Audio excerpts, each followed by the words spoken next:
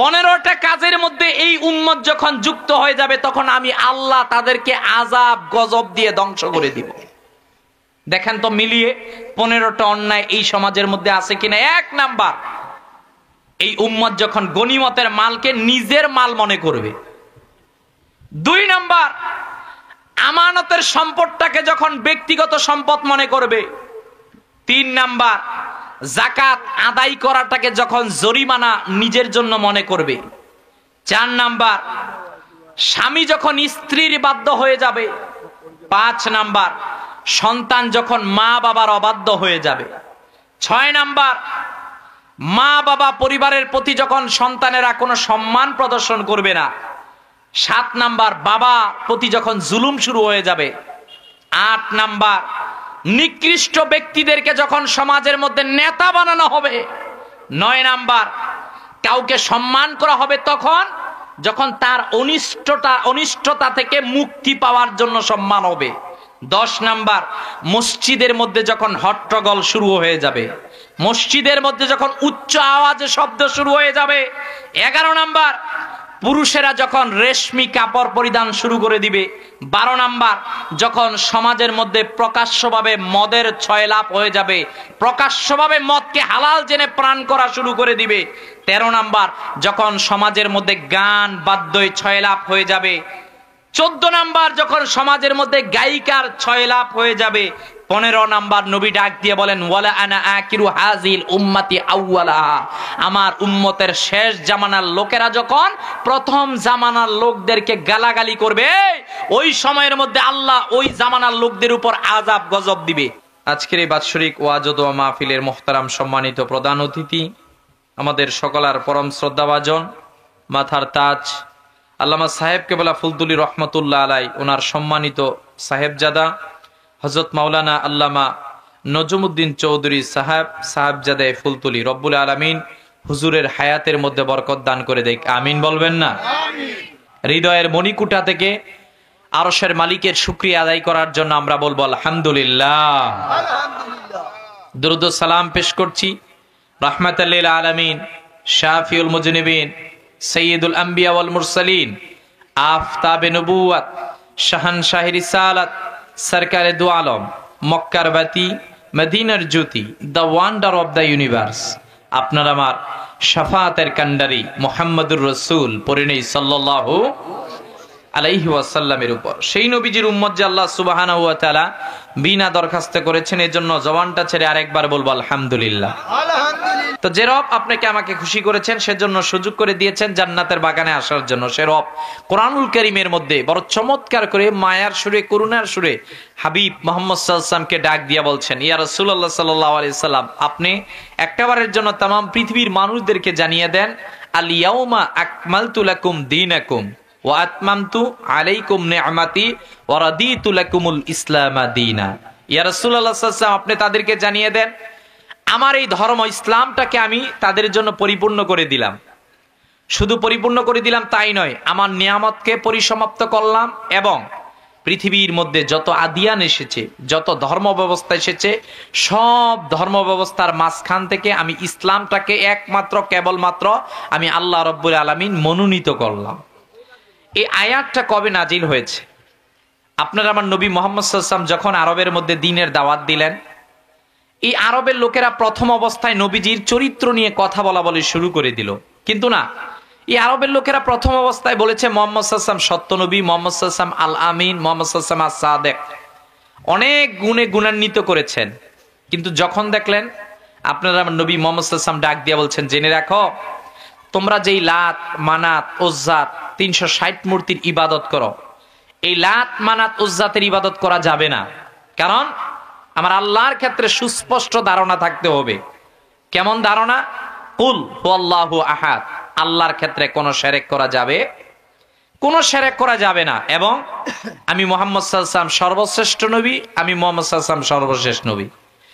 আপনারা আমার নবী যখন আরবের মধ্যে এই কথা বলা শুরু করে দিলেন, আরবের লোকেরা প্রথম অবস্থায় বলল, দেখো তোমরা যেই মুহাম্মদ সাল্লাল্লাহু আলাইহি ওয়াসাল্লামের কাছে এসেছো, সেই মুহাম্মদ সাল্লাল্লাহু আলাইহি ওয়াসাল্লাম কিন্তু সত্য নবী নন, সেই মুহাম্মদ সাল্লাল্লাহু আলাইহি ওয়াসাল্লাম কিন্তু আল্লাহর পক্ষ থেকে রাসূল নন। 1 নাম্বার। 2 নাম্বার, এই মুহাম্মদ সাল্লাল্লাহু আলাইহি ওয়াসাল্লাম সম্পর্কে আরবের মধ্যে যারা কোরাইশ, তারা ধর্মজাল তৈরি করার চেষ্টা শুরু করে দিল যে মোহাম্মদ সাল্লাল্লাহু আলাইহি বাজারে যান, আমরাও বাজারে যাই। মোহাম্মদ সাল্লাল্লাহু আলাইহি বিয়ে শাদী করেন, আমরাও বিয়ে শাদী করি। দ্যাট মিন্স মোহাম্মদ সাল্লাল্লাহু আলাইহি আল্লাহর পক্ষ থেকে নবী এবং রাসূল হতে পারেন না। 3 নাম্বার, এই আরবের লোকেরা বলল, দেখো মোহাম্মদ সাল্লাল্লাহু আলাইহি তোমাদেরকে বলছেন লাত, মানাত, উজ্জা 360 মূর্তির ইবাদত না করার জন্য। মোহাম্মদ সাল্লাল্লাহু আলাইহি তোমাদেরকে বলছেন যে আদ জাতির কথা, সামুদ জাতির কথা, মাদিয়ান জাতির কথা, আমালেকা জাতির কথা। আমরাও তোমাদেরকে আলেকজান্ডারের কাহিনী, রুস্তম কাহিনী, বিভিন্ন কাহিনী বর্ণনা করছি, যেগুলো ইতিহাস আমাদের কাছে সমৃদ্ধ আছে। 4 নাম্বার, আরবের লোকেরা দেখলো এই মুহাম্মদ সাল্লাল্লাহু আলাইহি ওয়াসাল্লামের দাওয়াতকে কোনো অবস্থাতেই আটকানো সম্ভব হচ্ছে না। তাহলে কি করা যায়? করা যায় একটা করণীয়, একটা আমাদের জন্য, সেটা হলো মুহাম্মদ সাল্লাল্লাহু আলাইহি ওয়াসাল্লামকে হত্যা করার মাধ্যমেই আমরা একমাত্র মুক্তি পেতে পারি। নাউজুবিল্লাহ। দিকে দিকে যখন আরবের লোকেরা এই ধরনের সিদ্ধান্ত নিল, চূড়ান্তভাবে 5ম অবস্থায় মুহাম্মদ সাল্লাল্লাহু আলাইহি ওয়াসাল্লাম আল্লাহ তাআলার পক্ষ থেকে আদেশ প্রাপ্ত হলেন, ইয়া রাসূলুল্লাহ সাল্লাল্লাহু আলাইহি ওয়াসাল্লাম আপনি হিজরত করেন, আপনি হিজরত করে মক্কা থেকে মদিনাতুল মুনাওয়ারার মধ্যে যান। এই 5টা সিদ্ধান্ত যখন আরবের লোকেরা নবীর উপর প্রেসার ক্রিয়েট করলো, আল্লাহ রাব্বুল আলামিন চূড়ান্তভাবে জানিয়ে দিলেন, ইয়া রাসূলুল্লাহ সাল্লাল্লাহু আলাইহি ওয়াসাল্লাম আপনি পৃথিবীর মানুষদেরকে জানিয়ে দেন, আপনার জীবনের দায়িত্ব, আপনার জীবনের হেফাজতের দায়িত্ব আমি আল্লাহ কারো কাছে দেই নাই, আপনার জীবনের হেফাজত দায়িত্ব নিয়েছি আমি আল্লাহ। কে নিয়েছেন?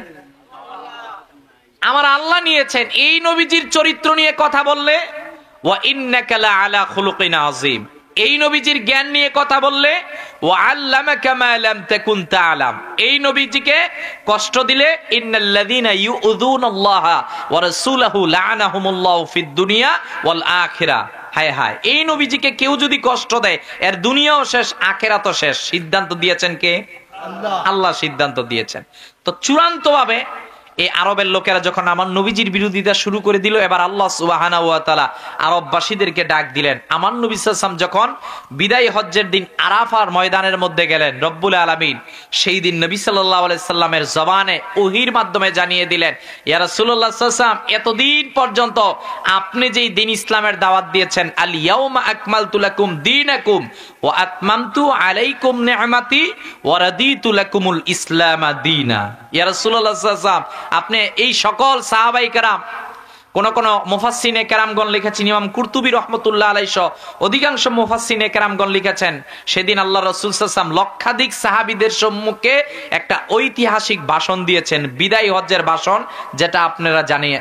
সেই বিদায়ী হজ্জের ভাষণের দিন আল্লাহ এই আয়াত নাজিল করে জানিয়ে দিয়েছেন, ইসলাম ধর্মকে পরিপূর্ণ করে দিলাম এবং পৃথিবীর মধ্যে যত ধর্মের ব্যবস্থা এসেছে সব ধর্মকে পিছনে ফেলে দিয়ে আমি আল্লাহ রাব্বুল আলামিনের কাছে একমাত্র কবুলকৃত মনোনীত ধর্মের নাম হলো দ্বীন ইসলাম। বলেন আলহামদুলিল্লাহ। মনোনীত ধর্মের নাম কি জানি ভাই? তাহলে আমাদের মনোনীত ধর্মের নাম কি? ইসলাম। এবং আমরা মুসলমান, we are proud as a Muslim, আমরা গর্ববোধ করি মুসলমান হিসাবে। কেন?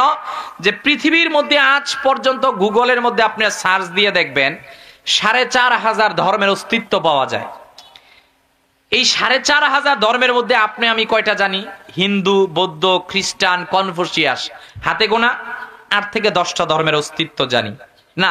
কোন ধর্মের প্রতি আমরা অবজ্ঞা করছি না, যে যার মত স্বাধীনতা উপেক্ষা করে যে যার মতো ধর্ম পালন করবে। তবে আমরা বলি আমরা গর্ববোধ করি এই কারণে, রব্বুল আলামিনের কাছে মনোনীত ধর্মের নাম ইসলাম, মনোনীত জাতির নাম মুসলমান। আমরা সেই মনোনীত ধর্মও পেয়েছি, মনোনীত জাতীয় হয়েছি এবং সব জাতির মধ্যে, পৃথিবীর মধ্যে 70টা জাতির মধ্যে আল্লাহ রাব্বুল আলামিন কুনতুম খায়রা উম্মাহ কাউকে বলেন না ইউ আর দ্য গ্রেটেস্ট উম্মাহ অল ওভার দ্য নেশন। একমাত্র আপনার আমার নবী মুহাম্মদ সাল্লাল্লাহু আলাইহি ওয়াসাল্লামের উম্মতদেরকে বলেছেন, মাঝখান থেকে আমরা বিনা দরখাস্ত হতে পেরেছি। বলেন আলহামদুলিল্লাহ। প্রিয় হাজিরিন, গভীর মনোযোগ। আমার আল্লাহ রাব্বুল আলামিন জানিয়ে দেন, ইয়া রাসূলুল্লাহ, ইয়া হাবিবাল্লাহ সাল্লাল্লাহু আলাইহি ওয়াসাল্লাম, আপনি একটা বারের জন্য তাদেরকে জানিয়ে দেন, আল ইয়াউমা আকমালতু লাকুম দীনাকুম ওয়া আতমামতু আলাইকুম নি'মাতি ওয়া রাদিতু লাকুমুল ইসলাম দীনা। বলেন আল্লাহু আকবার। আমার রাসূলুল্লাহ ডাক দিয়া বলেন, এ সাহাবীরা, একটা বারের জন্য তোমরা জেনে রাখো, আমি মুহাম্মদ সাল্লাল্লাহু আলাইহি ওয়াসাল্লাম কোন ধর্মের দাওয়াত তোমাদেরকে দিলাম। আরেক জায়গার মধ্যে আমার আল্লাহ রাব্বুল আলামিন বলছেন, ইন্নাদ-দীনা ইনদাল্লাহিল ইসলাম। বিদায় হজ্জের দিন আমার রাসূলুল্লাহ আল্লাহ রাব্বুল আলামিনের পক্ষ থেকে জানিয়ে দেন, মাওলাই কারীমের নিকট মনোনীত ধর্ম কোনটা, মাওলাই কারীম কোন ধর্মটাকে নিজের জন্য বলেছেন। সাহাবীরা একটা বারের জন্য তোমরা জেনে রাখো, আমার আল্লাহ রাব্বুল আলামিনের কাছে একমাত্র কেবলমাত্র মনোনীত ধর্মের নাম হলো দ্বীন ইসলাম। যেই দ্বীন ইসলামের মধ্যেই আছে নাজাত, যেই দ্বীন ইসলামের মধ্যেই আছে জান্নাত, যে দ্বীন ইসলামের মধ্যে একমাত্র শুধুমাত্র কেবলমাত্র আছেন নাজাত।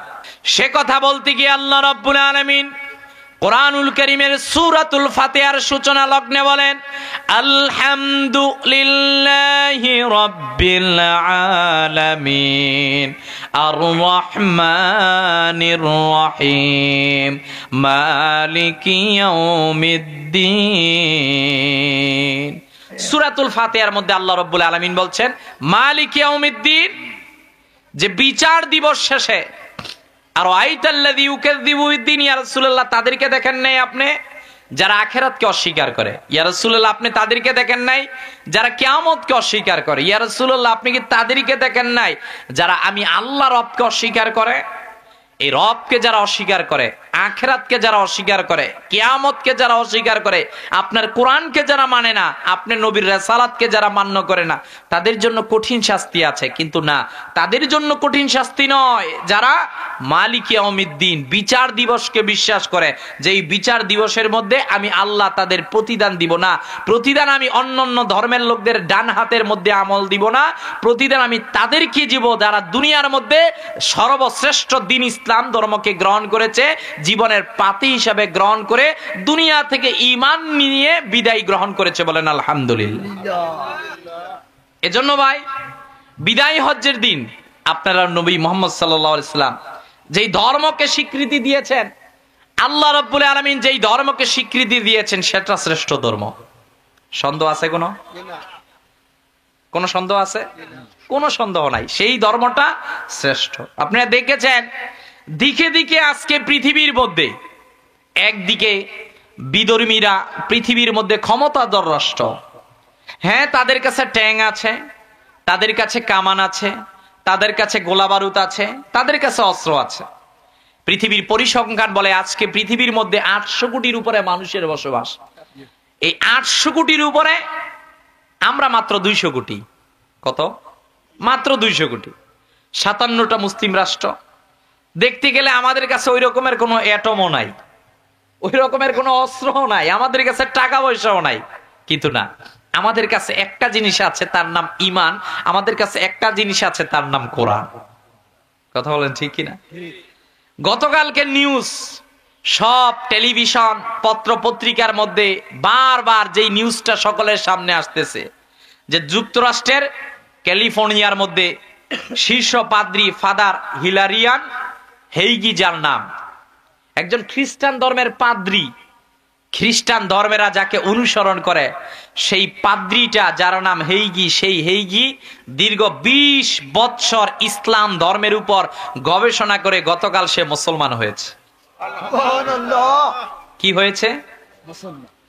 The future of world religions, Washington ভিত্তিক গবেষণা প্রতিষ্ঠান গত বছর একটা রিপোর্ট করলো 2010 সাল থেকে 2050 সাল পর্যন্ত সব ধর্মের লোকদেরকে নিয়ে। সেখানে সব ধর্মের লোকদের অস্তিত্ব আনা হলো, পৃথিবীর বিভিন্ন দেশ নিয়ে গবেষণা করা হলো কোন দেশের মধ্যে কত পার্সেন্ট মুসলমান। The future of world religion সেই গবেষণা প্রতিষ্ঠান রিপোর্ট দিল 2010 সাল থেকে 2050 সাল পর্যন্ত গবেষণা করে আগামী 2060 সালের মধ্যে পৃথিবীর সব ধর্মের লোকদেরকে পিছনে ফেলে দিয়ে চলে যাবে প্রথমে মুসলমানেরা। কারা চলে যাবে? আমরা মুসলমানেরা। কেন রে ভাই? মুসলমানরা প্রথমে চলে যাওয়ার কারণ কি? কারণ 1 নাম্বার, লাকাদ কানা লাকুম ফি রাসূলিল্লাহি উসওয়াতুন হাসানাহ। তাদের কাছে আছে তাদের নবীজির উত্তম আদর্শ, তাদের কাছে এমন এক কোরআন আছে সেই ১,৫০০ বছর আগ থেকে আজ পর্যন্ত। হ্যাঁ, এই কোরআনকে আমরা দেখেছি গত ২১শে জানুয়ারি পৃথিবীর মধ্যে সুইডেনের মধ্যে সেই কোরআনকে সুইডিশ সরকারের পুলিশ পাহারাদারির মাধ্যমে মুসলমানদের কোরআনকে তারা আগুনের মধ্যে জ্বালিয়েছে। নাউজুবিল্লাহ। হ্যাঁ, তারা এতটুকুই করতে পারবে, তারা মুসলমানদের কোরআনকে আগুনের মধ্যে জ্বালাতে পারবে। আমরা কি কিছু করতে পারবো না? না, আমরা করতে পারবো। এই দক্ষিণ গ্রামতলা এই যুব সমাজের মাহফিল থেকে আমরা তাদেরকে প্রতিবাদ জানাতে পারবো। আমরা রাত্রেবেলা তাহাজ্জুদের সময় গভীর রজনীর মধ্যে চোখের পানি ফেলতে পারবো। মুসলমানদের কাছে ট্যাং নাই, কামান নাই, গোলা বারুদ নাই, কিচ্ছু দরকার নাই। মুসলমানদের কাছে আছে তাদের চোখের পানি। এই চোখের পানি যদি আল্লাহ কবুল করে, খোদার কসম, পৃথিবীর যেই প্রান্তে মুসলমানদের কোরআন নিয়ে বেয়াদবি করা হবে, ইসলাম নিয়ে বেয়াদবি করা হবে, নবীর ব্যঙ্গচিত্র অঙ্কন করা হবে, আল্লাহ তাদেরকে শাস্তি দিবেনই। কথা বলেন ঠিক কিনা? আপনারা দেখেছেন? হ্যাঁ, আমরা কিছু করি না। কোরআন আগুনের মধ্যে জ্বালিয়েছে না, আমরা তাদের বাইবেলকে আগুনের মধ্যে জ্বালাবো না। কথা বলেন ঠিক কিনা? আমি বলছি তারা এতটুকুই করতে পারবে, মুসলমানদের কোরআনকে আগুনের মধ্যে জ্বালাতে পারবে, মুসলমানদের কোরআনের বিরুদ্ধে কথা বলতে পারবে। কিন্তু ওয়া ইন কুনতুম ফি রাইবিম মিম্মা নাযালনা আলা আবদিনা ফাআতু বিসূরাতিম মিন মিসলি। বলেন ইয়া রাসূলুল্লাহ সাল্লাল্লাহু আলাইহি ওয়াসাল্লাম তাদেরকে কোরআনের অনুরূপ একটা কোরআন বানাতে, বলেন তাদেরকে সূরার একটা অনুরূপ সূরা বানাতে, বলেন তাদেরকে একটা আয়াতের অনুরূপ আয়াত বানাতে। পেরেছে? নাই, কেউ পারেন। এই দুঃসাহস কারো নাই। এজন্য ওই যে পাদ্রির কথা বলছিলাম গতকালকের যেই নিউজ, এই পাদ্রি দীর্ঘকাল সে খ্রিস্টান ধর্মের অনুসারী ছিল। কেন রে ভাই? আমরা তো তাদেরকে বলতে পারি যে তোমাদের বাইবেল ওল্ড টেস্টামেন্ট অধ্যায় ৫ পরিচ্ছেদ ১৬ খুলে দেখো, হিব্রু ভাষায় ঈসা নবীর একটা ভাষ্য এসেছে, হিকুমাম মিতাকিম বিকুল্লি মুহাম্মাদিম জাইদুদি জায়রা এ বাইনাল ইসলাম। ঈসা নবীর এই ভাষ্যটা হিব্রু ভাষায় এসেছে বাইবেল থেকে, যেটা এখনো তারা কর্তন করতে পারে না। ঈসা নবীও ডাক দিয়ে বলেছিল, ও জেরুজালেমের অধিবাসীরা, একবারের জন্য তোমরা জেনে রাখো, আমি ঈসা কিন্তু চূড়ান্ত নয়। আমার পর্বে ধরাধামের মধ্যে এমন এক নবী আসবে যার কাছেই থাকবে শান্তির আধার, যার কাছেই থাকবে মুক্তি। এজন্য যুক্তরাষ্ট্রের শীর্ষ পাদ্রী ফাদার হিলারিয়ান হেইগি দীর্ঘ ২০ বছর গবেষণা করার পর সে দেখেছে না, পৃথিবীর মধ্যে শান্তি কোনো কিছু দিয়ে আসতে পারে না। পৃথিবীর মধ্যে শান্তি আসতে পারে ইসলামের মুসলমানদেরকে দিয়ে, এই পৃথিবীর মধ্যে শান্তি আসতে পারে ইসলাম ধর্মের কোরআন দিয়ে। এজন্য এটা সম্ভব নয় আপনি যতই ক্ষমতাধর রাষ্ট্র হন না কেন যে আপনি ফু দিয়ে কোরআনকে নিভিয়ে দিবেন। আমরা দেখেছি পৃথিবীর মধ্যে ১২০০ বছর পর্যন্ত আমাদের কাছে গাড়ির স্টিয়ারিং ছিল, চালনা শক্তি আমাদের কাছেই তো ছিল। আমরা ১৯২৪ সাল পর্যন্ত খেলাফতকে আমাদের হাতে রেখেছিলাম। পৃথিবীর মধ্যে আমরা ভারত শাসন করেছিলাম, আমরা স্পেন শাসন করেছিলাম। পৃথিবীর এমন কোন জায়গা নাই যে আমরা শাসন করি নাই। কিন্তু না, আমরা শাসন করে কোনো একটা বিধর্মীদের গায়ের মধ্যে আঘাত করি নাই। আমরাই পৃথিবীর মানুষদেরকে শান্তি দিয়েছিলাম। কিন্তু যেই দিন থেকে তোমাদের হাতের মধ্যে সেই চালকা শক্তিটা চলে গেল, সেই দিন থেকে তোমরা পৃথিবীর মধ্যে অশান্তি করে রেখেছ, সেই দিন থেকেই তোমাদের হাতে পৃথিবীবাসী নিরাপদ না। তাকিয়ে দেখেন প্রথম বিশ্বযুদ্ধ ১,৪০,০০,০০০ লোক তারা হত্যা করলো। তাকিয়ে দেখেন আপনি দ্বিতীয় বিশ্বযুদ্ধ ৬,২০,০০,০০০ লোক শেষ করে দিল। এই যে এক সপ্তাহ যাবত আবার কি দেখতেছেন, রাশিয়া ইউক্রেনের যুদ্ধের মধ্যে সেই যুদ্ধটাকে আরো ত্বরান্বিত করার জন্য বাইডেন আবার গেল। দুই পাগলার হাতে অ্যাটম বোম, কখন যে অ্যাটম ছাড়িয়ে দেয়, কখন যে আবার পৃথিবী শেষ হয়ে যাবে বলা যাবে? মানুষের জীবনকে মানুষ কিছুই মনে করছে না, মানুষের জীবনের মূল্যই মানুষ দিচ্ছে না। কিন্তু আমার ইসলাম বলে না, তুমি যদি একজন মানুষকে বিনা কারণে হত্যা করো, তাহলে তুমি যেন গোটা পৃথিবীর মানুষদেরকে হত্যা করলা। কথা বলেন ঠিক কিনা?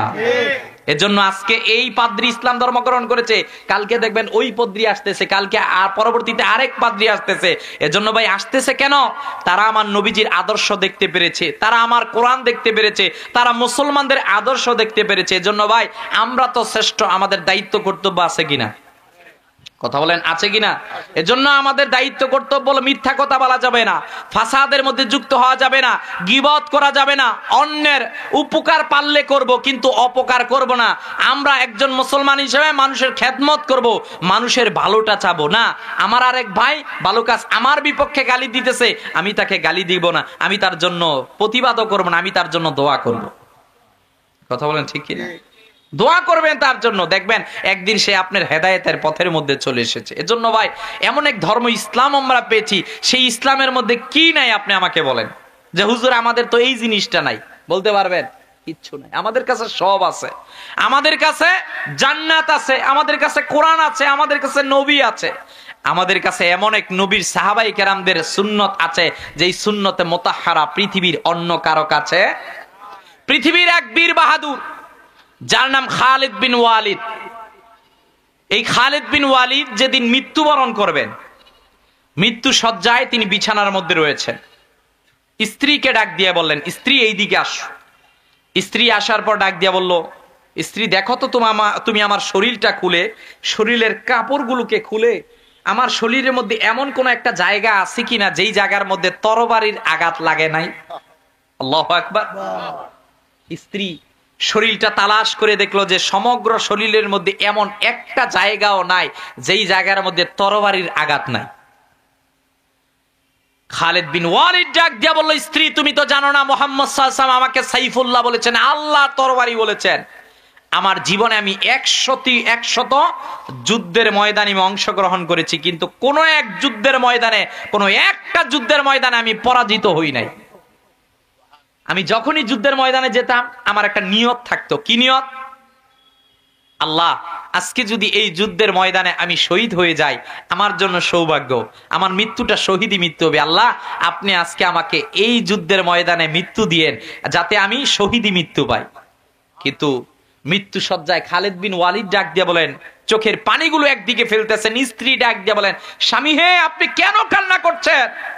ডাক দিয়ে বলো, স্ত্রী আল্লাহ রাব্বুল আলামিন আমার একদিনের দোয়াটাও কবুল করলেন না, আমার দুঃখ মনের মধ্যে। কি দুঃখ? যে আমার মৃত্যুটা শহীদি মৃত্যু হয় নাই, আমি আজকে আমার মৃত্যুটা আমার বিছানার মধ্যে হচ্ছে। স্ত্রী ডাক দিয়ে বলেন, স্বামী হে আপনাকে দয়াল নবী সাল্লাল্লাহু আলাইহি ওয়াসাল্লাম বলেছেন খালিদ সাইফুল্লাহ, আপনাকে সাইফুল্লাহ বলা হয়েছে, আপনাকে উপাধি দেওয়া হয়েছে আল্লাহর তরবারি। তো যেই তরবারি আল্লাহর রাসূল বলেছেন আল্লাহর তরবারি, ওই তরবারিকে পৃথিবীর মধ্যে আটকাতে পারে এর শক্তি তো পৃথিবীর কারো নাই।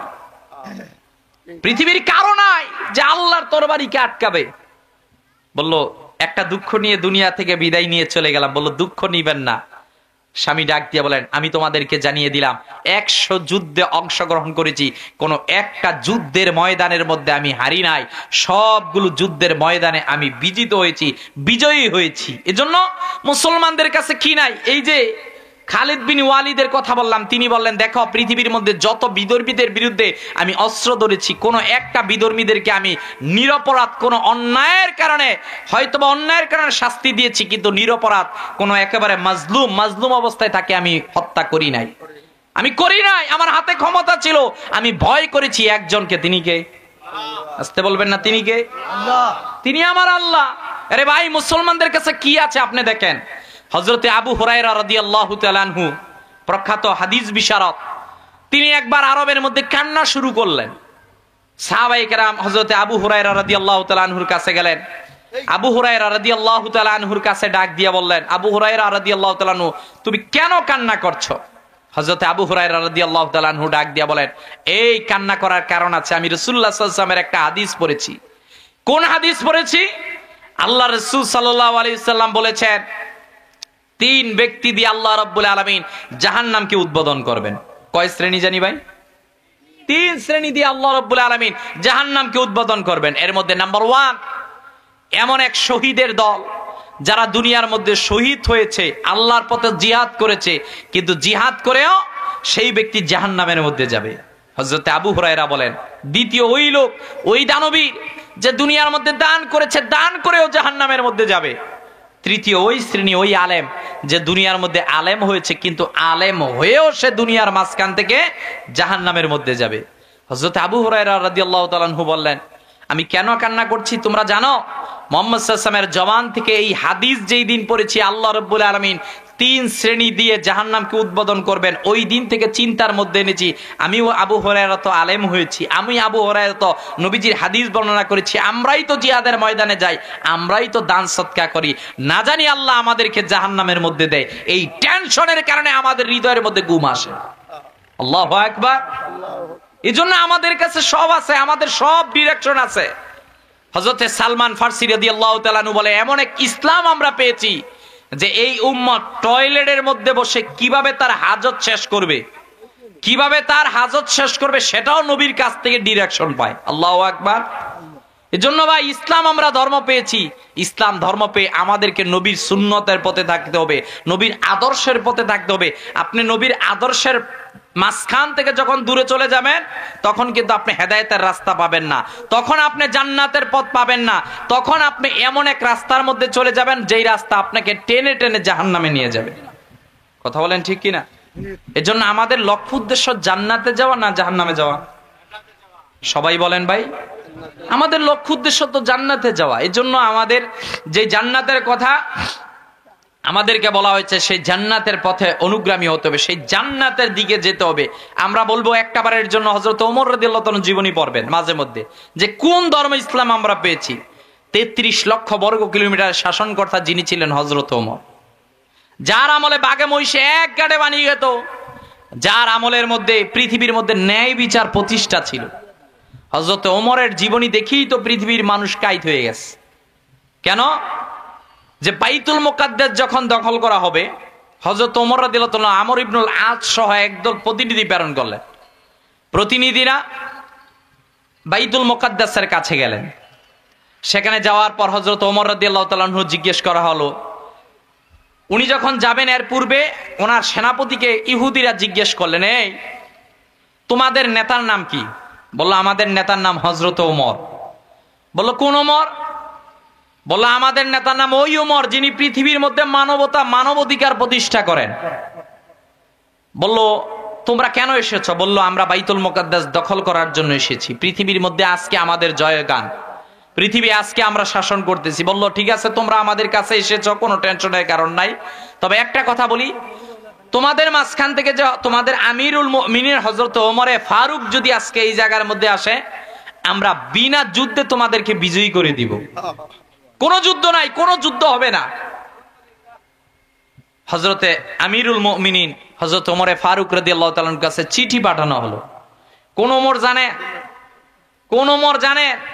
যেই ওমর একবার মসজিদে নববীর মধ্যে খুতবা দিচ্ছিলেন, সিলসিলাতুল আহাদিসের মধ্যে যে ঘটনাটা বর্ণনা করেছেন নাসিরউদ্দিন আলবানী সাহেব, যে হাদিসটাকে ঘটনাটাকে সহিহ বলেছে, যে হযরত ওমর মসজিদে নববীর ভিতরে দাঁড়িয়ে বলছেন, ইয়া সারিয়া ইয়াল জাওয়াল, ইয়া সারিয়াল জাওয়াল, ইয়া সারিয়াল জাওয়াল। মসজিদে নববীর ভিতরে বসে হযরত ওমর ডাক দিয়ে বলছেন, ইয়া সারিয়াল জাবাল, হে সারিয়া জাবাল, পাহাড়ে উঠো। আল্লাহ রাসূল সাল্লাল্লাহু আলাইহি ওয়াসাল্লামের এই খলিফা হযরত ওমর রাদিয়াল্লাহু তাআলা আনহু একবার এক দল নাওয়াহান্ত নামক এক জায়গার মধ্যে প্রেরণ করলেন। নাহাওয়ান্ত জায়গার নাম। যুদ্ধ করার জন্য কাফেরদের বিপক্ষে মুহাম্মদ সাল্লাল্লাহু আলাইহি ওয়াসাল্লামের সাহাবীরা গেলেন, কিন্তু পিছন দিক থেকে কাফেরেরা অতর্কিত হামলা করবে। এই অতর্কিত হামলার কারণে সাহাবায়ে কেরাম হয়তোবা খোঁজ খবর পাবে না, দুনিয়া থেকে বিদায় নিয়ে চলে যাবেন। হযরত ওমর 33 লক্ষ বর্গ কিলোমিটারের শাসনকর্তা মসজিদের নববী থেকে 1000 মাইল দূরে সারিয়া রাদিয়াল্লাহু তাআলা আনহুকে ডিরেকশন দিলেন, হে সারিয়া পাহাড়ে ওঠো, হে সারিয়া পাহাড়ে ওঠো। এই ঘটনা যখন শুনলেন হযরতে সারিয়া রাদিয়াল্লাহু তাআলা আনহু পাহাড়ে উঠে গেলেন সাহাবায়ে কেরামদেরকে নিয়ে।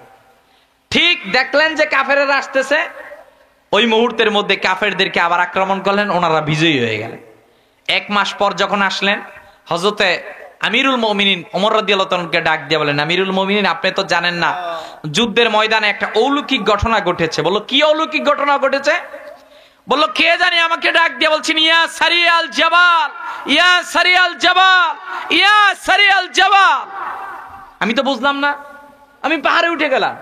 হায় হায়, পাহাড় থেকে নেমে দেখি, পাহাড়ে উঠে দেখি ওই যে কাফেরেরা নিচে দাঁড়ানো। আমরা তো উপর থেকে বুঝে ফেললাম, এখন তাদেরকে আঘাত করলে তারা আমাদেরকে দেখবে না, তারা আমাদের কাছে পরাজয় গ্রহণ করবে। ঠিক আমরা তাই করলাম। আমিরুল মুমিনিন খলিফাতুল মুসলিমিন আপনার কাছে জানতে চাই কি সেই ঘটনা ছিল। আমিরুল মুমিনিন বলেন, তোমাদেরকে জানিয়ে দিলাম, মসজিদের নববীর মধ্যে আমি ওমর খুতবা দিচ্ছিলাম, মসজিদের নববী থেকে আমি ইয়া সারিয়াল জাবাল বলে তোমাদেরকে ডিরেকশন দিচ্ছিলাম। Can you imagine how it possible? এইটা আবার কেমনে সম্ভব? আউলিয়া কেরামের পদচারণায় যখন আমরা ধন্য হই, আমাদেরকে আমাদের একদল ভাইয়েরা, আমাদের একদল সালাফি ভাইয়েরা প্রশ্ন করে, আরে আউলিয়া কেরামদের কাছে কেন যেতে হবে, সেখানে গেলে লাভ কি? আরে ভাই, আমাকে এই জিনিসটা তুমি বুঝাও। তোমাদের নাসিরউদ্দিন আলবানী সাহেব এই ঘটনাটা নকল করেছেন, যে ঘটনা আমি বললাম।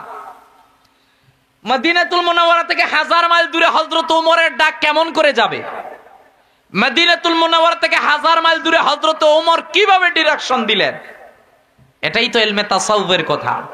ইন্না ফিল জাসাদি মুদগা ইযা সালাত সালাহাল জাসাদু কুল্লুহু ওয়া ইযা ফাসাদাত ফাসাদাল জাসাদু কুল্লুহু আলা ওয়াহিয়াল কলব। সহিহ বুখারীর হাদিস সাক্ষী। এই জায়গা যদি কারো সুস্থ থাকে, সে সিজদার মধ্যে আরশে আজিম দেখতে পারে। সুবহানাল্লাহ। এই জায়গা যদি কারো সুস্থ থাকে, সে জমিনে এই জায়গায় থাকবে, সে দুনিয়ার সব দেখতে পারবে। ক্ষমতা দিবেন কে? আল্লাহ। আসতে বলবেন না, দিবেন কে? আল্লাহ। এজন্য আমরা আউলিয়া কেরামদের কাছে যাই ইলমুত তাসাউফ শিক্ষা করার জন্য। এজন্য আমাদের ভাইয়েরা যখন আমাদেরকে প্রশ্ন করে, আমরা তাদেরকে বলি, ভাই ইলমুত তাসাউফ শিক্ষা করার জন্য তোমাকে কোরআনে যেতে হবে, তোমাকে নবীর হাদিসের মধ্যে যেতে হবে, তোমাদেরকে সাহাবায়ে কেরামের জীবনী পড়তে হবে। আমাকে জবাব দাও, হযরত ওমর কেমনে এত দূরে জানতে পারলেন? হ্যাঁ চাচা, ঠিক আছে, জানার তো কোনো সুযোগ নাই। এজন্য ইলমুত তাসাউফ যদি শিক্ষা করেন, ওই নামাজ আনতা আবুদাল্লাহ কাআন্নাকা তারাহু ফাইন লাম তাকুন তারাহু ফাইন্নাহু ইয়ারাক, মিশকাতের 1 নম্বর হাদিস। তুমি এমন ভাবে নামাজ আদায় করো যেই নামাজে তুমি আল্লাহকে দেখতেছো। এর নাম হযরত ওমর। আরেক ঘটনা বলি হযরত ওমরের। হযরত ওমরের কাছে চিঠি পাঠানো হলো মিশর থেকে, ইয়া আমিরুল মুমিনিন, আমাদের মিশরের মধ্যে একটা নিয়ম, প্রতি রাত্রেবেলা যখন চাঁদ ওঠে, চন্দ্র দিন হিসাব করে 100তম দিবসের মধ্যে মিশরের কুমারী নারীদেরকে সুন্দর মতো সাজুগুজু করে মিশরের নীল নদের মধ্যে নিক্ষেপ করতে হয়। এছাড়া নীল নদ পানি দেয় না। আমিরুল মুমিনিন কি করা যায়? আমিরুল মুমিনিন হযরত ওমর রাদিয়াল্লাহু তাআলা সুন্দর মতো একটা চিঠি লিখলেন। চিঠির মধ্যে নীল নদকে লিখলেন, নীল নদ, তুমি যদি তোমার নিজের কাছ থেকে পানি দাও তাহলে বন্ধ হয়ে যাও, আর তুমি যদি আমার রব আরশের মালিকের পক্ষ থেকে পানি দাও তাহলে তুমি জারি হয়ে যাও। নীল নদ চিঠি লিখলেন, সেই প্রতিনিধি দল নীল নদে নিয়ে পানি নিক্ষেপ করলেন। সেই থেকে যে নীল নদ পানি দেওয়া শুরু করেছে, আজকে 21 শতাব্দ 2023 সাল পর্যন্ত নীল নদ পানি দেওয়া শুরু করে দিয়েছে। কিরে ভাই, এ তো আমাদের মুসলমানদের, আমরা যে ইসলাম ধর্ম গ্রহণ করেছি, আমাদের কাছে কি পাওয়ার আছে দেখেন না।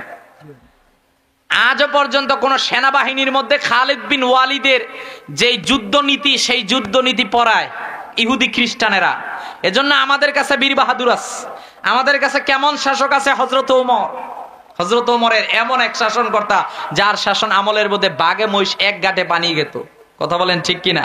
হযরত ওমরের কাছে ইলমুত তাসাউফ ছিল, যেই তাসাউফ দিয়ে তিনি সবকিছু দখল করে ফেলেছিলেন। আর কয়জনের ঘটনা বলবো আপনাদের কাছে? আমাদের কাছে কি নাই বলেন ভাই? আমাদের কাছে আছে ইমামে আজম আবু হানিফা রাহমাতুল্লাহ আলাইহি, আমাদের কাছে আছে ইমামে শাফি রাহমাতুল্লাহ আলাইহি, আমাদের কাছে আছে আউলিয়া কেরাম। আমাদের কাছেই তো সব বিজয়, আমাদের কাছেই স্পেন, আমাদের কাছেই ভারত, আমাদের কাছেই পৃথিবী, আমাদের কাছেই আছে সব। সেই কথা বলতে গিয়ে আল্লাহ রাব্বুল আলামিন বলেছেন, তাদেরকে জানিয়ে দেন ইসলাম ধর্ম তারা পেয়েছে যাতে ইসলাম ধর্মটাকে অনুসরণ করে। তারা যখন ইসলাম ধর্মটাকে অনুসরণ করবে, আমি আল্লাহ তাদেরকে সফলতা দান করব, আমি আল্লাহ তাদেরকে বিজয়ী দান করব। বলেন মারহাবা। আমার রাসূলুল্লাহ ডাক দিয়ে বললেন, সাহাবীরা একবারের জন্য তোমরা জেনে রাখো, ইয়া রাসূলুল্লাহ সাল্লাল্লাহু আলাইহি সাল্লাম, আপনি একবারের জন্য আপনি আমাদেরকে বলবেন না আমরা কি করব? নবী আমার ডাক দিয়ে বলেন, এ সাহাবীরা, একবারের জন্য তোমাদেরকে জানিয়ে দিলাম, দুনিয়ার মধ্যে কেউ তো অনন্তকাল থাকতে পারবে না। মৃত্যুর কথাটাকে স্মরণ করে নিজের কাছে যার যত আমানত ছিল আমানতটাকে তোমরা রক্ষা করবা।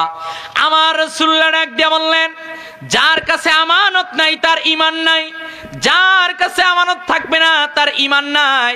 সাহাবায়ে কেরাম বললেন, আল্লাহ রাসূল সাল্লাল্লাহু আলাইহি সাল্লামের জামানার মধ্যে সবচেয়ে বড় চিকিৎসক ছিল, সবচেয়ে বড় বিজ্ঞানী ছিল, সবচেয়ে বড় অর্থবিদ ছিল, সবচেয়ে বড় ধনী ব্যক্তিরা আরবের মধ্যে বসবাস করতেছিল।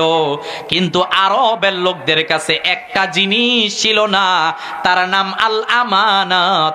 আমার নবীজির কাছে আমানত ছিল, সেই আমানতের কারণে আরবের কাফেরেরা দিকে দিকে মুসলমান হয়ে গেল। আওয়াজ দিয়ে বলেন আল্লাহু আকবার। আজকে মুসলিম মিল্লাতের কাছ থেকে যেই জিনিসগুলো ছুটে যাচ্ছে, এক নাম্বার, মুসলিম মিল্লাত আজকে ঈমান থেকে দূরে সরে যাচ্ছে। কথা বলেন ঠিক কিনা?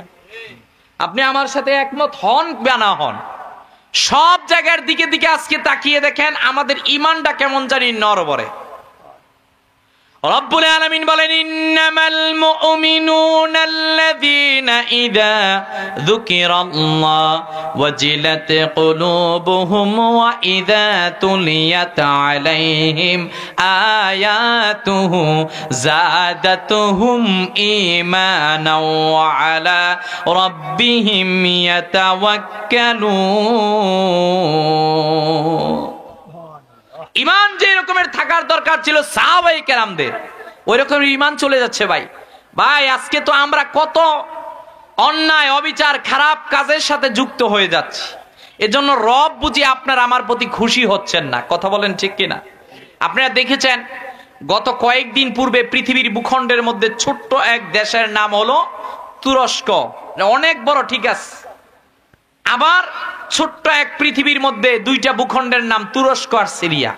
ভাই তুরস্ক আর সিরিয়ার মধ্যে একটা ভূমিকম্প হলো। এই ভূমিকম্পের স্থায়িত্ব 1 ঘন্টা ছিল না, এই ভূমিকম্পের স্থায়িত্ব 2 ঘন্টা ছিল না, এই ভূমিকম্পের স্থায়িত্ব ছিল মাত্র 45 সেকেন্ড। কত? 45 সেকেন্ড। ভূতাত্ত্বিকবিদগণ বলেছেন এই রকমের 7.8 স্কেলের একটা ভূমিকম্প যদি বাংলাদেশের মধ্যে হয়, বাংলাদেশের মধ্যে বিশেষ করে ঢাকার মধ্যে যদি হয়, ঢাকা শেষ। আপনারা সিলেটের মানুষ আরেকটু ওই যে যারা ভূতাত্ত্বিকবিদ এরা যে রিপোর্ট দিতেছে, আপনারা আরেকটু গ্রিন সিগন্যালে নাই, রেড অ্যালার্টে আছেন। কিছুদিন পূর্বে গত সপ্তাহে সিলেট আর কোম্পানিগঞ্জের মধ্যে 4.3 স্কেলের একটা ভূমিকম্প হয়েছে। গতকালকে বরিশাল ও অতদ অঞ্চলের মধ্যে চট্টগ্রাম এলাকার মধ্যে একটা ভূমিকম্প হয়েছে। আপনি ভাবতেছেন দুনিয়ার মধ্যে আপনি আমি অন্যায় অবিচার পাপাচার করে পার পেয়ে যাব? কথা বলেন না কেন? পার পেয়ে যেতে পারবো? আপনি আমি ভাবতেছি যে পার পেয়ে যাবো। ভাই আপনি তুরস্কের দিকে তাকান, সিরিয়ার দিকে তাকান, পৃথিবীর বিভিন্ন রাষ্ট্রের দিকে একটাবারের জন্য কেন তাকিয়ে শিক্ষা নেন না? দেখান যে নূহ আলাইহিস সালাতু ওয়াস সালামের জাতিরা একটা অন্যায় করেছিল, আল্লাহ মহাপ্লাবন দিয়ে ধ্বংস করে দিলেন। আদ জাতিরা একটা অন্যায় করেছিল, আল্লাহ ঘূর্ণিঝড় দিয়ে ধ্বংস করে দিলেন। সামুদ জাতিরা একটা অন্যায় করলেন, আল্লাহ বজ্রপাত দিয়ে ধ্বংস করে দিলেন। লূত আলাইহিস সালাতু ওয়াস সালামের জাতিরা একটা অন্যায় করলেন, ভূমিকম্প দিয়ে আল্লাহ শহরকেই উল্টিয়ে দিলেন। মাদিয়ান জাতিরা মাপে কম দিত, আল্লাহ অগ্নি বৃষ্টি দিয়ে ধ্বংস করে দিলেন। মূসা আলাইহিস সালাতু ওয়াস সালামের বিরুদ্ধে ফেরাউন যখন অবস্থান নিয়েছিল, আল্লাহ তাদেরকে সমুদ্র পার হওয়ার সময় ধ্বংস করে দিলেন। আপনি আমাকে বুঝান যে হুজুর এই পৃথিবীর মধ্যে ওই পূর্বের যে 6টা জাতিকে আল্লাহ ধ্বংস করে দিয়েছিলেন, কোন অন্যায়টা এই জামানায় হচ্ছে না?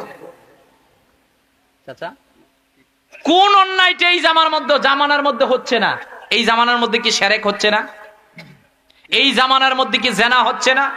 এই জামানার মধ্যে মানুষগুলো কি মাপে কম দিচ্ছে না? এই জামানার মধ্যে মানুষগুলো কি প্রাসাদ তৈরি, ঘর বাড়ি তৈরি করতে গিয়ে অহংকার করছে না? কোন কাজটা এই উম্মত করছে না? কিন্তু না, আল্লাহ এই জাতিকে এখনো ধ্বংস করতেছেন না। এই জাতির রাহবার মুহাম্মদ সাল্লাল্লাহু আলাইহি ওয়াসাল্লাম মদিনাতুল মুনাওয়ারার মধ্যে শুয়ে আছেন। আল্লাহ একটা ওয়াদা দিয়েছেন, হাবিব আপনি মদিনার মধ্যে শুয়ে থাকবেন, ওই জমিনের মধ্যে আমি একত্রে সব উম্মতদেরকে ধ্বংস করব না, আপনার খাতিরে আমি ধ্বংস করব না। না হয় বলেন আপনি কোন খারাপ কাজটা এই জামানার মধ্যে হচ্ছে না? সুনান তিরমিজির 2211 নম্বর হাদিস, আল্লাহ রাসূল সাল্লাল্লাহু আলাইহি ওয়াসাল্লাম ডাক দিয়ে বলেন, এই উম্মত যখন 15টা কাজ করবে, 15টা কাজের মধ্যে এই উম্মত যখন যুক্ত হয়ে যাবে তখন আমি আল্লাহ তাদেরকে আযাব গজব দিয়ে ধ্বংস করে দিব। দেখেন তো মিলিয়ে 15টা অন্যায় এই সমাজের মধ্যে আছে কিনা। 1 নাম্বার, এই উম্মত যখন গনিমতের মালকে নিজের মাল মনে করবে। 2 নাম্বার, আমানতের সম্পদটাকে যখন ব্যক্তিগত সম্পদ মনে করবে। 3 নাম্বার, যাকাত আদায় করাটাকে যখন জরিমানা নিজের জন্য মনে করবে। 4 নাম্বার, স্বামী যখন স্ত্রীর বাধ্য হয়ে যাবে। 5 নাম্বার, সন্তান যখন মা বাবার অবাধ্য হয়ে যাবে। 6 নাম্বার, মা বাবা পরিবারের প্রতি যখন সন্তানেরা কোনো সম্মান প্রদর্শন করবে না। 7 নাম্বার, বাবা প্রতি যখন জুলুম শুরু হয়ে যাবে। 8 নাম্বার, নিকৃষ্ট ব্যক্তিদেরকে যখন সমাজের মধ্যে নেতা বানানো হবে। 9 নাম্বার, কাউকে সম্মান করা হবে তখন যখন তার অনিষ্টতা থেকে মুক্তি পাওয়ার জন্য সম্মান হবে। 10 নাম্বার, মসজিদের মধ্যে যখন হট্টগোল শুরু হয়ে যাবে, মসজিদের মধ্যে যখন উচ্চ আওয়াজে শব্দ শুরু হয়ে যাবে। 11 নাম্বার, পুরুষেরা যখন রেশমি কাপড় পরিধান শুরু করে দিবে। 12 নাম্বার, যখন সমাজের মধ্যে প্রকাশ্যভাবে মদের ছয়লাভ হয়ে যাবে, প্রকাশ্যভাবে মদকে হালাল জেনে পান করা শুরু করে দিবে। 13 নাম্বার, যখন সমাজের মধ্যে গান বাদ্যই ছয়লাভ হয়ে যাবে। 14 নাম্বার, যখন সমাজের মধ্যে গায়িকার ছয়লাভ হয়ে যাবে। 15 নাম্বার, নবী ডাক দিয়ে বলেন ওয়ালা আনা আকিরু হাযিল উম্মতি আউওয়ালাহা, আমার উম্মতের শেষ জামানার লোকেরা যখন প্রথম জামানার লোকদেরকে গালাগালি করবে, ওই সময়ের মধ্যে আল্লাহ ওই জামানার লোকদের উপর আযাব গজব দিবে। আপনি আমাকে বুঝান, এই যে নবী করিম সাল্লাল্লাহু আলাইহি ওয়াসাল্লামের 15টা বিষয় বললাম, এই 15টা বিষয় বর্তমান সময়ে যে আছে কিনা? আছে। কথা বলে তো নবীজি 1500 বছর আগে আপনাকে আমাকে ওয়ার্নিং দিয়েছেন এই 15টা কাজ করবা না। এই 15টা কাজ আজকে আপনি আমি করতেছি। আদ জাতি, সামুদ জাতি, মাদিয়ান জাতি, আমালেকা জাতি, বনি ইসরাইল জাতি, ওই জাতিদের এমন কোন গুনাহ নাই আপনি আমি করতেছি না। তো ভাই, কেমন করে আল্লাহ এই জমিনের মধ্যে শান্তি দিবে? কেমন করে আল্লাহ এই জমিনের মধ্যে শান্তি প্রতিষ্ঠা করবেন? যেই জমিনের মধ্যে আল্লাহর কোরআনকে আগুনের মধ্যে জ্বালানো হয়, যেই জমিনের মধ্যে মুহাম্মদ সাল্লাল্লাহু আলাইহি ওয়াসাল্লামের চরিত্র নিয়ে কথা বলা হয়, যে ইসলামকে দুনিয়া থেকে শেষ করার জন্য মাঝে মধ্যে বাবরি মসজিদগুলোকে ধ্বংস করা হয়, পৃথিবীর মধ্যে আযান নিষিদ্ধ করা হয়, সেই জমিনের মধ্যে এমনি এমনি আল্লাহ শাস্তি দিবেন? করুণা আসছিল কিনা? ও আপনাদের সিলেটে আসে নাই? আসছিল নাকি? আয় হায়, আপনাদের সিলেটেও তো করুণা আসছিল। মসজিদ খোলা ছিল না বন্ধ ছিল? Can you imagine? আপনি চিন্তা করতে পারতেছেন যে আজান দিলে মসজিদে যাব? রব আমাদের জন্য এতটাই আমাদের প্রতি বেজার হয়েছেন, মসজিদও বন্ধ করে দিয়েছে। এই যে রাশিয়া ইউক্রেনের যুদ্ধ শুরু হয়েছে, আপনি ভাবতেছেন শেষ হয়ে যাবে? না, এত সহজে শেষ হবে না। দেখেন না 3য় বিশ্বযুদ্ধ পর্যন্ত দর আনতে যায় কিনা। আপনি দেখতেছেন শ্রীলঙ্কা, পাকিস্তান, দিকে দিকে বারবার সব রাষ্ট্র দেউলিয়া হয়ে যাচ্ছে। আল্লাহর মায়ের এমনি এমনি হয় না, আল্লাহর মায়ের এই রকমেরই হয়। কথা বলেন ঠিক কিনা? এজন্য আপনাদের দুটি হাত জোর করে বলছি, এই যে নবীজির 15টা বিষয় বলেছেন, এই 15টা বিষয় থেকে আমরা যাতে দূরে চলে যাই, এজন্য পিতামাতার বাধ্য হবেন। বিশেষ করে আমি বলছি 2 নাম্বার, মসজিদকে ইবাদতখানা বানাবেন, মসজিদকে হট্টগোলের স্থান বানাবেন না। কথা বলেন ঠিক কিনা? আজকে মসজিদকে আমরা যে যার মতো পারতেছি ব্যবহার করতেছি। কেন রে ভাই? হযরত ওমর তো মসজিদের মধ্যে বিচার কার্য ফায়সালা করতেন, সেই মসজিদটাকে আজকে আমরা আমাদের ব্যক্তিগত কাজে ব্যবহার করা শুরু করে দিয়েছি। এজন্য ভাই আমি বলবো প্রত্যেকের প্রতি, ইসলাম আমাদেরকে শান্তির ধর্ম দেয়। ইসলাম যেই শান্তির ধর্ম দেয়, সেই শান্তির ধর্ম অনুযায়ী যদি আপনি জীবনকে পরিচালনা না করেন, তাহলে কিন্তু এই জমিনের মধ্যে এই দেখবেন ভূমিকম্প শুরু হয়েছে, আবার যে কখন কোন ভূমিকম্প হয়, কে যে কখন চলে যাব। আয় আয়, আমি দেখেছি পত্রিকার মধ্যে একটা তথ্য পড়ে আমার বড় কান্না চলে এসেছে, যে তুরস্কের মধ্যে এক ব্যক্তি ভূমিকম্প হওয়ার পূর্বে সে 30 তলা বিশিষ্ট বিল্ডিং এর মালিক ছিল। আয় হায়, ভূমিকম্প হওয়ার পর সে পরের দিন সকালবেলা 3টা রুটিরও মালিক না। কয়টা? Can you imagine? চিন্তা করা যায়, 3টা রুটিরও মালিক নয়। আরে ভাই, আপনার আমার অহংকার কি নিয়ে? আপনার সম্পদ নিয়ে অহংকার? কারুনেরও তো সম্পদ ছিল। কথা বলেন ঠিক কিনা? আপনার ধন সম্পদ নিয়ে অহংকার? ফেরাউন নমরুদেরও তো ধন সম্পদ ছিল। কথা বলেন ঠিক কিনা? আপনার আমার কি নিয়ে অহংকার ভাই? আপনার কিছু আমার নিয়ে অহংকার নাই। এজন্য অহংকার হলো আল্লাহর চাদর, সেই চাদর নিয়ে যে টানাটানি করবে আল্লাহ তার অস্তিত্বকে এই পৃথিবী থেকে বিপন্ন করে দিবে। কথা বলেন ঠিক কিনা? এজন্য আমি আপনাদের প্রতি উদাত্ত আহ্বান করবো, আপনারা শাহজালাল আলী এমিনী রহমতুল্লাহ আলাইহি দেশের মানুষ, আপনারা আল্লামা সাহেব কেবলা ফুলতুরি রহমতুল্লাহ আলাইহি দেশের মানুষ, সিলেটের মানুষগুলো এটা এমনিতে একটা আধ্যাত্মিক শহর। কথা বলেন ঠিক কিনা? এজন্য ভাই আমাদের জীবনী থেকে কিছু জিনিস ডিলিট করতে হবে, তাহলে চুরি করা যাবে। সবাই বললেন না যে নাকি আপনাদের সিলেটে যেটা যায় আছে আমাদের ডাকে ওইটা বিষয় এরকম আর কি। এজন্য ভাই আমাদের জীবনী থেকে কিছু জিনিস, যেহেতু আল্লাহ বলেছেন আল-ইয়াউমা আকমালতু লাকুম দীনাকুম ওয়া আতমামতু আলাইকুম নি'মাতি ওয়া রাদিতু লাকুমুল ইসলাম দীনা। আল্লাহ যেহেতু বলেছেন আমি তোমাদের জন্য ইসলামকে পরিপূর্ণ করে দিলাম, এখানে কোনো কিছুর বাদ নাই। জীবনের যেই জায়গায় তুমি আটকে যাবা সেই জায়গায় কোরআনটাকে পড়বা, সেই জায়গায় কোরআনটাকে ধরবা, সেই জায়গায় কোরআনটাকে মেনে নিবা। এজন্য আমি বলবো ভাই কোরআনটা শুধু বছরে একদিন পড়ার জন্য আল্লাহ রাব্বুল আলামিন আমাদেরকে দেয় নাই, কোরআনটা বছরে সব সময় পড়ার জন্য দিয়েছেন। কারণ ভাই এই দুনিয়ার মধ্যে ইসলাম আমাকে বলে এই দুনিয়ার মধ্যে কেউ অনন্তকাল থাকতে পারবে। আপনাদেরকে একজনের একটা ঘটনা বলি। আলেকজান্ডার দ্য গ্রেট খ্রিস্টপূর্ব 333 বছর পূর্বে যার রাজত্ব ছিল, পৃথিবীর মধ্যে যত বড় বড় রাজাদিরাজ ছিলেন, বীর বাহাদুর ছিলেন, তার মধ্যে আলেকজান্ডার দ্য গ্রেট একজন। যদিও ধর্মগত দিক থেকে সে মুসলমান ছিল না। আলেকজান্ডার দ্য গ্রেট যখন দুনিয়া থেকে বিদায় নিবেন, তার সাম্রাজ্যের জেনারেলদেরকে তিনি ডাক দিলেন রাষ্ট্রপতি হয়ে। সব জেনারেলরা সামনে আসলো, আসার পর ডাক দিয়া বলো, আমার তো যেই নিউমোনিয়া ম্যালেরিয়া রোগ হয়েছে, আমার মনে হয় আমি বেশি দিন বেঁচে থাকতে পারবো না। আমার মৃত্যুর পর তোমরা 3টা কাজ করবা। জেনারেলরা ডাক দিয়ে বলো, স্যার কি কাজ করবো? 1 নাম্বার, আমার মৃত্যুর পর আমার কফিনকে ধরার জন্য পৃথিবীর সবচেয়ে বড় বড় ডাক্তারদেরকে দাওয়াত দিবা, তারা আমার কফিন ধরে আমাকে মাটি দাফন করা পর্যন্ত নিয়ে যাবে। 2 নাম্বার, আমি আমার কফিনটাকে যেই রাস্তা দিয়ে নিয়ে যাওয়া হবে ওই রাস্তার মধ্যে আমার যত স্বর্ণ রূপা অর্থকড়ি আছে সব মাটির নিচে বিছিয়ে দিবা। 3 নাম্বার, আমার কফিনের উপরে আমার 2টা হাত বাহির করে দিবা। বললো, স্যার এই রকমের ওসিয়ত তো কেউ করে নাই আজ পর্যন্ত, আপনি কেন করলেন?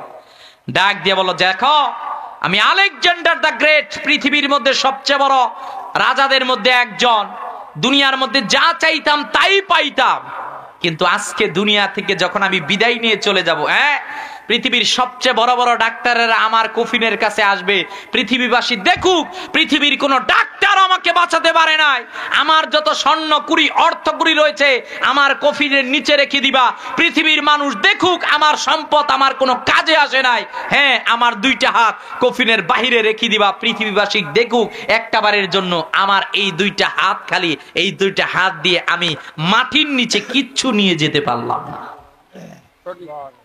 কথা বলেন ঠিক কিনা? এজন্য ভাই কিসের অহংকার? আমাদের তো দায়িত্ব ইসলামের 1 নাম্বার ঈমানকে ঠিক করা, আমরা তো ঠিক করি না, ঈমানের দিকে যাই না, একদিকে ঈমানদার দাবি করি আর একদিকে মিথ্যা গীবত পাপাচার অহরহ মানুষের সাথে বেয়াদবি, মানুষের সাথে খারাপ ব্যবহার, এটা আমাদের রন্ধ্রে রন্ধ্রে ঢুকে গেছে। আজকে আমরা মুসলমান, আমাদের জ্ঞান নাই, আজকে আমরা লেখাপড়াটা পর্যন্ত পড়ি না, কোরআনটা পর্যন্ত পড়ি না। আজকে এই না জানার কারণে আজকে ইসলাম থেকে কত দূরে, দেখেন না প্যাকেজ সিস্টেমে আজকে ইসলামের বিরোধিতা শুরু হয়ে গেছে। গত মাস আরবি মাস কি ছিল? রজব মাস। কি মাস? এই মাসটার নাম কি? সন্দেহ আছে কারো কোনো?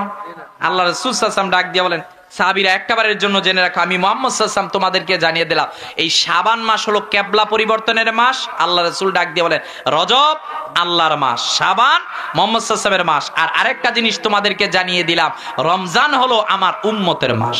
সুবহানাল্লাহ। কত দুঃখ আজকে আমাদের হৃদয়ের মধ্যে। দেখেন ভাই, আমাদেরই একদল ভাই আজকে কেমন করে তারা বিরোধিতা শুরু করে দিল। রজব মাসের মধ্যে একটু 27 রজব সেই আগের রাত্রে 26 তারিখ দিবাগত রজনীর মধ্যে একটু ইবাদত বন্দি করব, আমার ভাইরাই তো ফতুয়া দিল না রজব মাসের মধ্যে যে লাইলাতুল মেরাজের রজনীর মধ্যে নামাজ পড়বে পরের দিন যারা রোজা রাখবে তারা জাহান্নামী। এই ভাইয়েরই আবার এই শাবান মাসে ফতুয়া দিল যে শাবান মাসে কোনো ইবাদত করা যাবে না। শাবান মাসে ওই 14 তারিখ দিবাগত রজনীর মধ্যে যারা ইবাদত করবে, শাবান উপলক্ষে যারা ইবাদত বন্দিগির মধ্যে রাত্রেবেলা নামাজ পড়বে, আগের পরের দিন রোজা রাখবে, তারা জাহান্নামী। এই ভাইয়েরই তো আবার ফতুয়া দিল রমজানের মধ্যে তারাবি 20 রাকাত যারা পড়বে তারা সুন্নাহর খেলাফ কাজ করবে। এই ভাইয়েরই তো ফতুয়া দিল যে মক্কার মধ্যে হজ করতে গেলে মক্কা শরীফ যেতে পারবে ঠিক, মদিনার মধ্যে যাওয়া যাবে না। এই ভাইয়েরই তো ফতুয়া দিতে দিতে মুহররম মাসের মধ্যে ফতুয়া দিয়ে দিল এজিদের নামের শেষে রাদিয়াল্লাহু তাআলা আনহু বলতে হবে। নাউজুবিল্লাহ বলবেন না? ইবাদত কেমনে করব চাচা বলেন?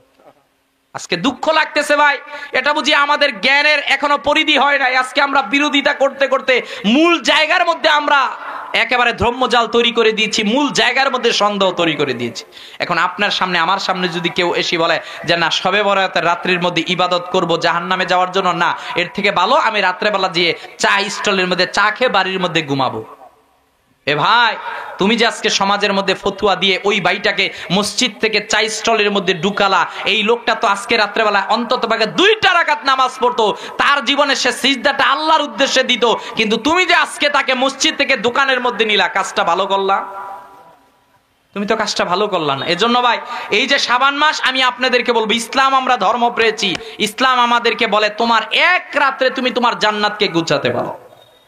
এটা অন্য কোন জাতিকে আল্লাহ দেয় নাই, এই উম্মত এক রাত্রে তার জান্নাতকে গুছাতে পারে। এজন্য আমি বলছি এইটা শাবান মাস চলতেছে, আর অতি সন্নিকটে আমাদের জন্য লাইলাতুল বরাতের একটা ফজিলতপূর্ণ গুরুত্বপূর্ণ একটা রজনী আসতেছে, যে রজনীর মধ্যে আগামী 1 বছর কে মৃত্যুবরণ করবে, কার কতটুক রিজিক, কে বিয়ে শাদী করবে, সব কিছু আল্লাহ রাব্বুল আলামিন ওই রজনীর মধ্যে নির্ধারণ করবেন।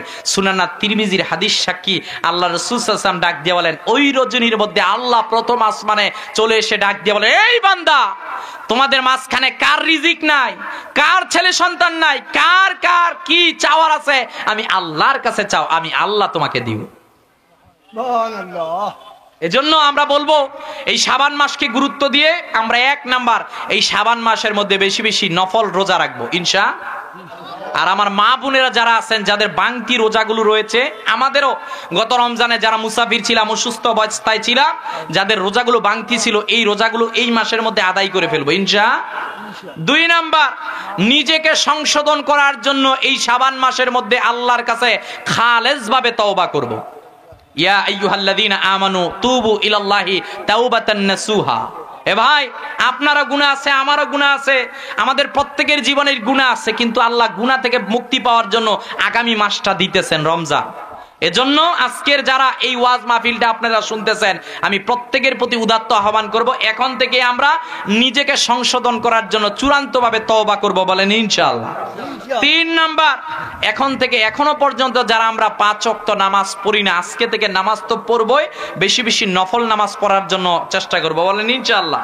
4 নাম্বার, আমরা কোরআন তেলাওয়াত করব। 5 নাম্বার, আমি বলবো আমরা যাতে প্রত্যেকে রমজানের প্রস্তুতি গ্রহণ করি। না রমজানের প্রস্তুতি কালকে সকালবেলা গিয়ে 10 কেজি মুড়ি কিনবেন, 5 কেজি আপনি ছোলা বুট কিনবেন, এটার কথা আমি বলছি না। আমি বলছি ওই জিনিসটার কথা।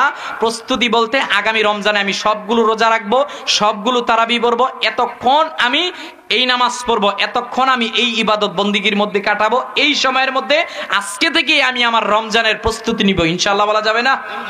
আওয়াজ দিয়ে বলেন ইনশাআল্লাহ।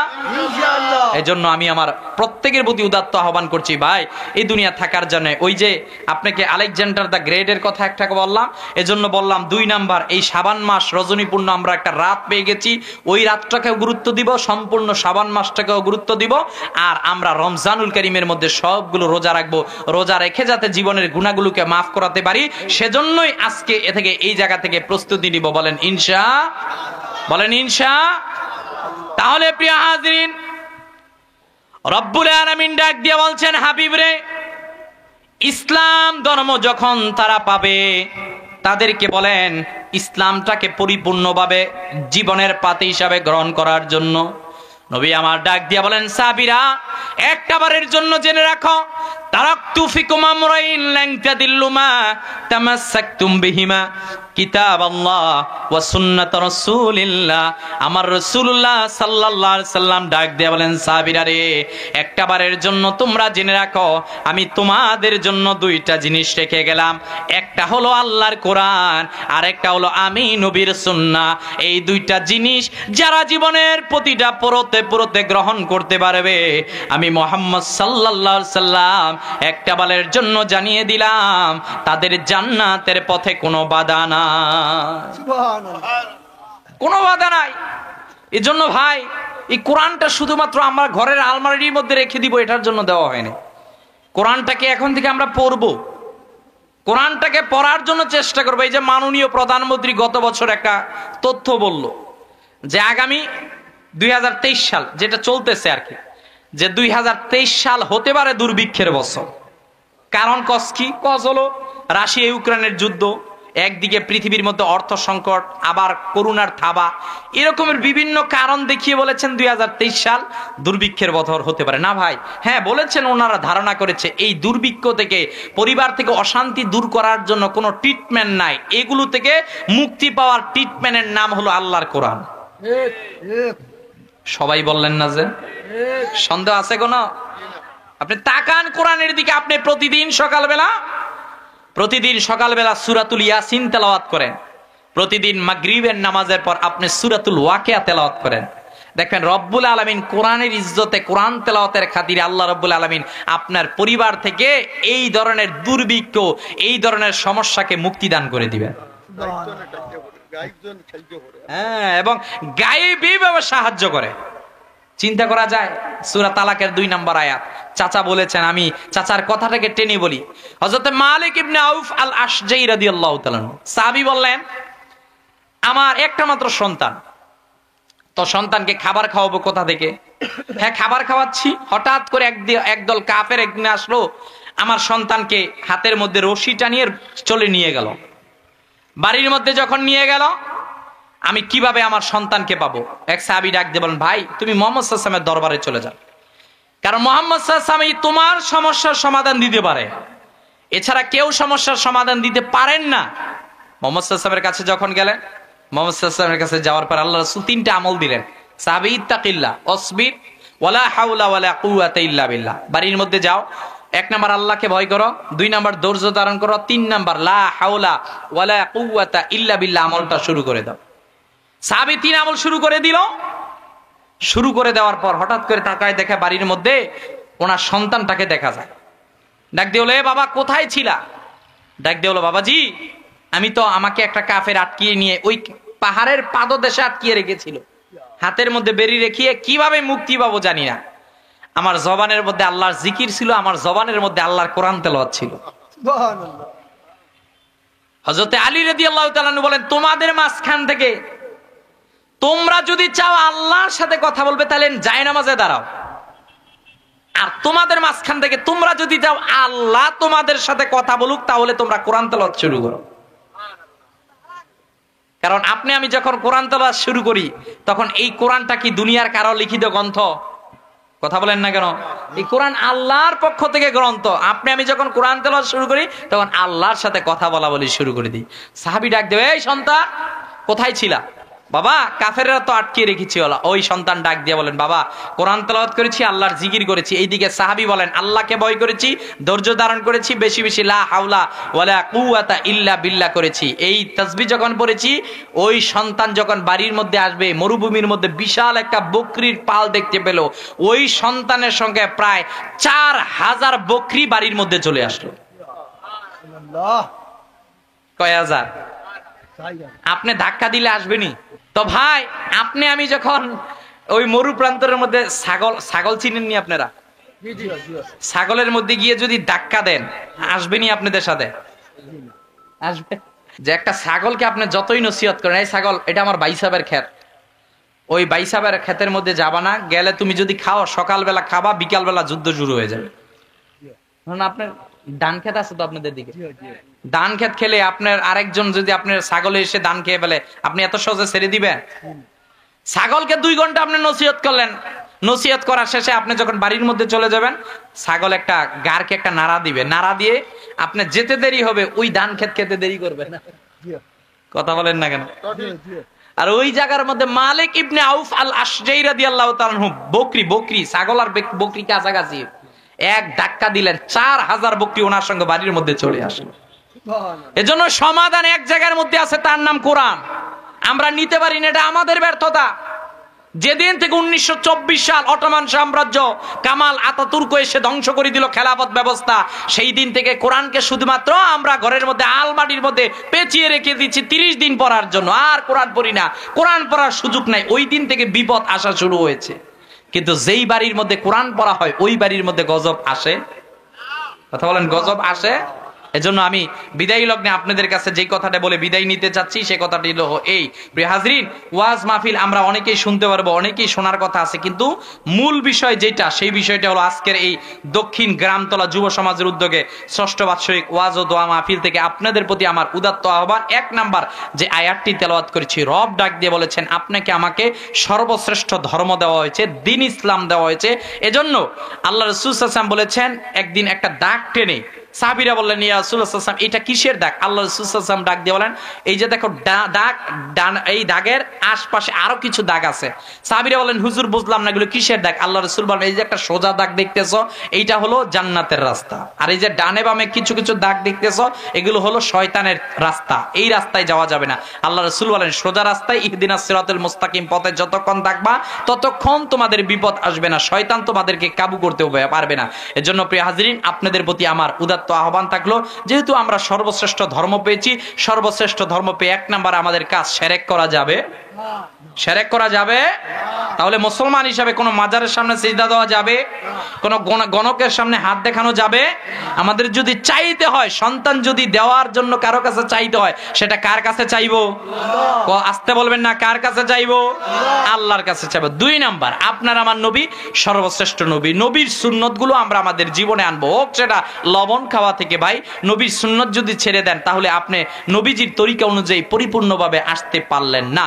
3 নাম্বার, আমি বলতেছি, শাবান মাস চলতেছে, আগামী মাস রমজানুল করিম, আমরা রমজানুল করিমের এখন থেকেই প্রস্তুতি নিব। যারা আমার যুবক ভাইয়েরা আছেন, আপনারা ফেসবুক চালান, আপনি তো ফেসবুক চালিয়েও সওয়াব কামাই করতে পারেন না, সারাদিন তো আপনি ফেসবুকের মধ্যে ব্যতিব্যস্ত থাকেন, লেখেন না।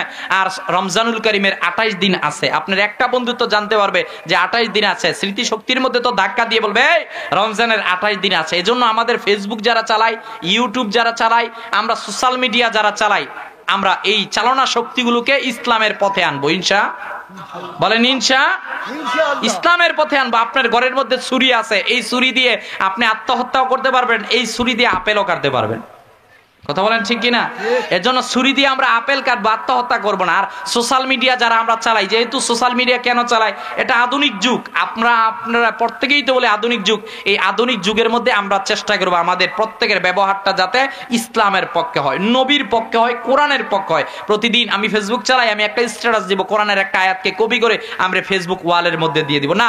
আমি কোনো নায়ক, নায়িকা, গায়ক, বাদ্যযন্ত্র এগুলো ফেসবুকের মধ্যে দিব না। খোদার কসম, আপনি চলে যাবেন, আপনার ফেসবুক আইডিটা থাকবে, আপনি চলে যাবেন, আপনার ইউটিউব আইডিটা থাকবে, আপনি চলে যাবেন, আপনার মোবাইলটা থাকবে। আপনি চলে যাওয়ার পর আপনার কবরে যাতে আযাব না হয়, হ্যাঁ, আপনি যদি চলে গেলেন, আপনার ফেসবুকের মাধ্যমে যদি একটা ভালো কিছু প্রচার করা হয়, খোদার কসম একটা লোকও যদি সেটা থেকে আমল করে, সেটাও আপনার নাজাতের জরিয়া হয়ে যেতে পারে।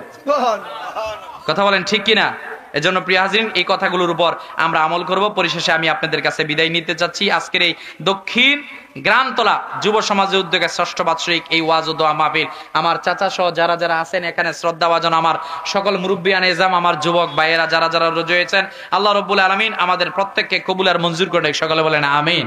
আল্লাহ রাব্বুল আলামিন এই 6ষ্ঠ বাৎসরিক মাহফিল যারা অন্ধকার কবরে চলে গেছে, আল্লাহ প্রত্যেককে এই মাহফিলের সাথে যারা সম্পৃক্ত ছিল, দুনিয়া থেকে বিদায় নিয়ে আজকে অন্ধকার কবরের মধ্যে চলে গেছে, প্রত্যেককে এই মাহফিলের উসিলায় মাফ করে দেখ। আওয়াজ দিয়ে বলেন আমিন।